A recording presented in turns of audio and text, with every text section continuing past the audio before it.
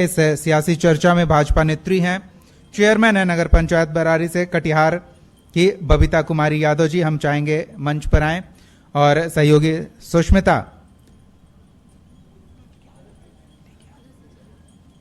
तो बबीता जी और सुष्मिता, भाजपा नेत्री कटिहार, चेयरमैन नगर पंचायत बरारी, और इस बिहार मंथन 2025 से विशुद्ध सियासी बातचीत में विषय वस्तु को आगे बढ़ाएंगे सहयोगी सुष्मिता। चलिए, मैं बेहद शुक्रिया आपका आज इस मंच पर हमारे साथ अपना कीमती वक्त साझा करने के लिए। बात विधानसभा चुनाव की हो रही है और आपसे मेरा बतौर महिला सबसे पहला सवाल यही होगा कि महिलाओं की स्थिति आप आज बिहार में सबसे पहले कहाँ देख रहे हैं? धन्यवाद। सबसे पहले तो मैं कशिश न्यूज चैनल के जितने भी दर्शक हैं सभी को मेरी ओर से प्यार भरा स्नेह भरा नमस्कार। और आपने मुझसे सवाल किया महिलाओं के विषय में।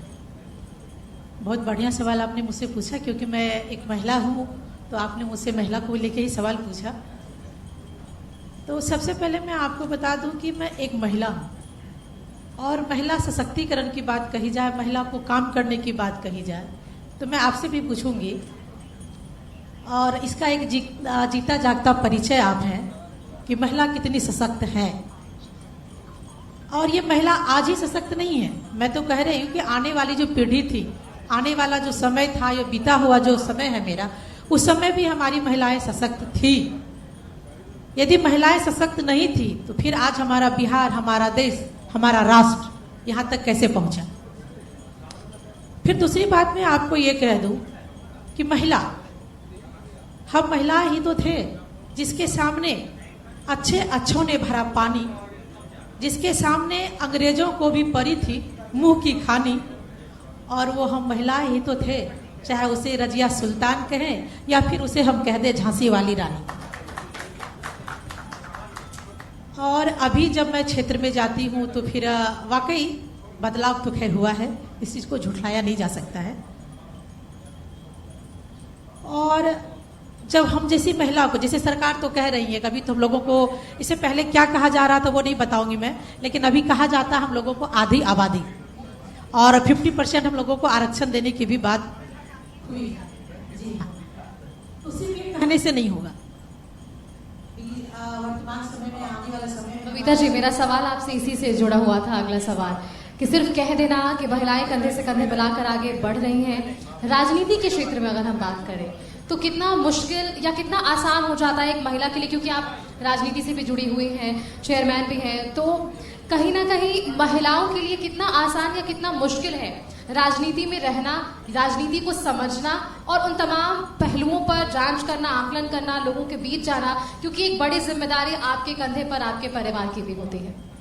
बिल्कुल, लेकिन हम महिलाएं होती है ना, हम लोगों को दोहरी जिंदगी जीनी पड़ती है। एक तो हम लोगों का जो दिनचर्या होता है, जो हम लोगों को ऊपर थोपा गया है आने वाले समय से, बीते हुए समय से, वो तो हम लोगों को करना ही पड़ता है, वो कर्म धर्म तो निभाना ही पड़ता है। उसके बाद अलग से जो हम लोगों को जवाबदेही आती है, जो जिम्मेदारी आती है, तो मैं कह रही हूँ कि कहीं ना कहीं हम लोग उससे भी बखूबी निभाते हैं। एक्चुअली मैं बता दूँ आपको, इससे पहले मैं गवर्नमेंट जॉब में भी, मैं 3 साल भी गवर्नमेंट सेवा में अपना कार्य दी हूँ, समय दी हूँ, कार्यरत रही। तो उस समय भी मैं देखी, एक पुरुष अगर काम करता है, घर में जॉब करता है, तो सारे घर के फैमिली मेंबर उनकी सेवा में, उनके आवभगत लग जाता है। तो उनको ऑफिस जाना है, कोई जूता दो, कोई कपड़ा दो, कोई उनका टिफिन पैक करो। लेकिन हम महिलाओं को अगर निकलना होता है तो घर में सास, ससुर, देवर, जितने भी लोग हैं, पति, बच्चा, सबका सब कुछ करो, फिर निकलो। बबीता जी, आप तो सच्चाई बता रही हैं। तो उस चीज को झेली ना। और फिर आपको मालूम होगा कि गवर्नमेंट जॉब में अगर 5 मिनट जाती है, फिर वहाँ भी अपने आप को पहले से मजबूत रखें, क्योंकि वहाँ भी आपको सीखना पड़ेगा। वहाँ पर भी लाल कलम चलने की संभावना होती है कि लेट पहुंचे हैं तो कहीं हमारे पर लाल कलम तो नहीं चलेगा। एक सवाल यहाँ पर जुड़ जाता है, परिवार का सहयोग कितना महत्वपूर्ण हो जाता है, वो किसी भी क्षेत्र के लिए हो। अगर आप जॉब कर रहे हैं या आप राजनीति में भी हैं, तो एक परिवार का सहयोग कितना जरूरी है एक महिला के लिए किसी भी क्षेत्र में आगे बढ़ने के लिए? सहयोग तो रहता है, क्योंकि जब महिला काम कर रही है, अर्निंग हो रहा है, तो सहयोग तो रहता है, लेकिन फुल्ली सहयोग महिला को नहीं मिलता है। वक्त आने पे आपको कुछ न कुछ तो सुनना ही पड़ेगा। तो चुनौतियों पर भी बात कर सुनाया लीजिए। जा सकता है। चुनौतियां क्या क्या फिर आती है, एक बार वो भी बताइए। इस चुनाव में मैं बता दूं कि मैं ये दूसरे टर्म में बनी हूँ। इससे पहले भी मैं चुनाव लड़ी थी, उस टाइम में महज 12 वोट से हार गई थी। वो हमारा सबसे बड़ा दुर्भाग्य रहा था, बहुत बुरा समय रहा था मेरा। और इस बार मैं जीती हूँ। तो फिर वही बात है, तो महिलाएं जो है ना हर चीज को दिल से ले लेते हैं। तो फिर जनता की भी जब बात होती, जब जनता आती है अपना दुखड़ा सुनाती है, तो फिर लगता है कहीं ना कहीं उस चीज को मैं महसूस कर रही हूँ, उस चीज को कहीं ना कहीं मैं भी झेली हूँ। तो बहुत सारी समस्याएं आती है, मन दुखी होता है। और अब जहाँ तक बात है विधानसभा की, तो ठीक है विधानसभा की बात है, हम कह रहे हैं कि हमारा बिहार बहुत आगे बढ़ा है, अग्रसर हुआ है, बदलाव आई है। लेकिन इसके बीच जैसे हम लोग मुख्यालय में, बराड़ी विधानसभा हमारा मुख्यालय है, तो मैं मुख्यालय में हूँ, तो मुख्यालय में सारी सुविधाएं हैं, मैं स्टाइलिश जिंदगी जी रही हूँ, मुझे हर चीज की सुविधा मिल रही है। लेकिन जब क्षेत्र जाती हूँ तो फिर उस सुदूर गाँव में भी मैं जहाँ जाती हूँ, जहाँ के लोगों को खाने की भी दिक्कतें हैं, पहनने के कपड़े की दिक्कत है, रहने के लिए घर के, तो काफी तकलीफें होती आपके हैं। पास क्या विजन है बबीता मैम, कैसे इस चीज को, अगर आप जिस तरह से आप चाह रही हैं कि आप जनता के बीच जाती हैं, वहाँ की समस्याओं को समझती हैं, प्रत्याशी के तौर पर अपने आप को देखती हैं? पहले तो ये सवाल। तो बिल्कुल मुझे अगर मौका मिलता है, मैं अगर इस जगह पे विराजमान होती हूँ, तो मेरा कहना होगा कि सबसे पहले उस सुदूर गाँव को सुधारना होगा, जहाँ की जनता हमारी जो है कि जीरो पे आउट है, उसको हीरो बनाना होगा, तभी हम विकसित भारत। कोई विजन आपके पास, कोई विजन कि कैसे वो जीरो से हीरो बनेगा? योजनाएं तो जहाँ तक कि सरकार की बहुत सारी योजनाएं हैं, अगर हम उस योजनाओं को भी धरातल पर उतार दें, तो हमें नहीं लगता कि हमारा बिहार, हमारा देश, हमारा गांव, हमारा क्षेत्र, हमारा पंचायत पिछड़ा रहेगा। तो बबीता जी परेशानी कहाँ आ रही है? योजनाएं आ गई, लॉन्च कर दिया गया, लोगों को बताया गया कि ये योजनाएं हैं आपके लिए, परेशानी कैसे है, कहाँ है ये योजनाएं, किन कारणों से असल व्यक्ति तक नहीं पहुंच पा रही है? और संविधान सभा की बात तो मैं नहीं कहूँगी, बरारी की बात करते हैं। विधानसभा की अलग अलग मुद्दाएं होती हैं, अलग अलग वहाँ की परेशानियां होती हैं। लेकिन मैं जिस विधानसभा से बिलोंग करती हूँ, मैं बता दूं कि हमारा विधानसभा जो है वार्ड एक्चुअली मैं सीमांचल से बिलोंग करती हूँ, तो आप लोग जानते हैं कि सीमांचल हर साल बाढ़ में डूबती है।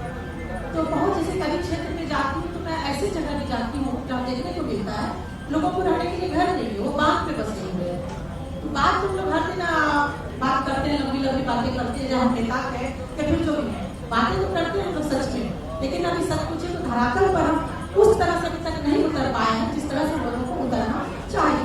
क्योंकि जब मैं उस क्षेत्र में जाती हूँ तो फिर लगता है कि अच्छा यहाँ का जो मालिक है, यहाँ का मुखिया है, तो फिर लगता है क्या यहाँ के मुखिया जी को ऐसा नहीं लगता है कि इस लोगों को घर दिलवा के सरकार इस तरह की योजनाएं दे रही है कि जो गरीब लोग हैं, जो अति पिछड़ा है, जिसको रहने के लिए घर नहीं है, उसको हम घर।